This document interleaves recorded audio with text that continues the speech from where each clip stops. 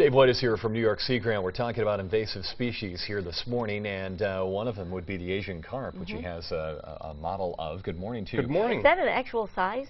It is, yes. This is an adult size of one of the species. And those are the ones who jump. Carp. These are the ones that you always hurt. see jumping into people's boats and that kind of thing. There's two species of Asian carp. There's the silver and big head, and both of them are of concern getting into the Great Lakes and the impact that they can do, obviously both environmentally and economically. How are they getting in?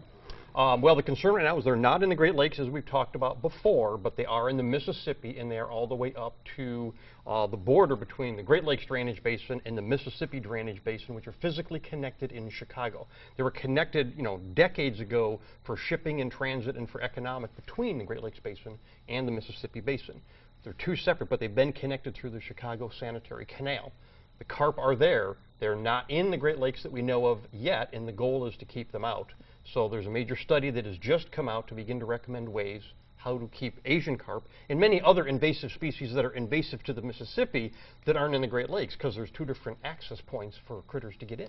Okay. Pun intended, but aren't you swimming against the current here? I mean, do you think it's inevitable that the Asian carp will end up in the Great Lakes, or do you think these efforts and what this study says and what the public can say can keep this from happening? I think that's where they're at right now, because they've come out to say, here's the cost. There's 8 different options in there as to how to keep these basins separate. The thing is, the longer that you can keep them separate and keep them out, you can prepare, you can plan if they get in, what other protective measures can we take. So the longer you can keep things from coming in, obviously the better for the whole system.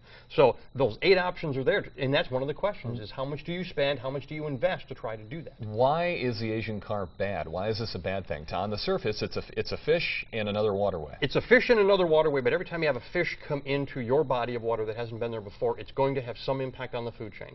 That's always the concern. I mean, these things are voracious feeders at the very base of the food chain, so they will compete with native species, they'll compete with other species that we have in the Great Lakes, and that's where you begin to talk about the environmental impact, and then that can lead to an economic impact if it begins to displace recreational fisheries that we've got a lot of our economies based on, so it can really begin to have that impact. And it's like zebra mussels and others we've gotten in. You can make assumptions as to what that impact will be, but until they get in and you find out what they'll really do, you don't know. You don't really know what the headaches are. You really are. need to protect them. So the studies are out, and the public can make comments through pretty much the end of February. What's the goal of having the public comment?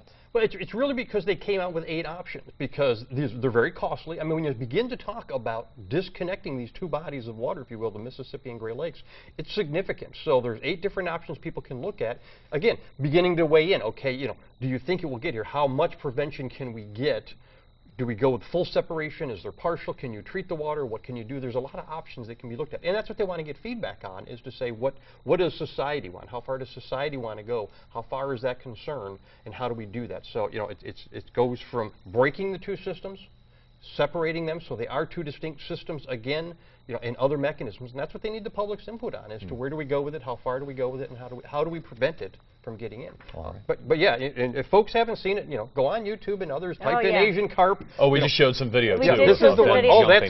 That's the calm stuff. Yeah. That's I have seen some of the wild stuff. I mean, they're jumping into the boats, they're hitting people's faces. They are. It hurts. Absolutely. Yeah. And you can now begin to buy this. I think it's called silverfish down in Louisiana. You can buy over the counter. It's silverfish, and what it is, that's the silver carp.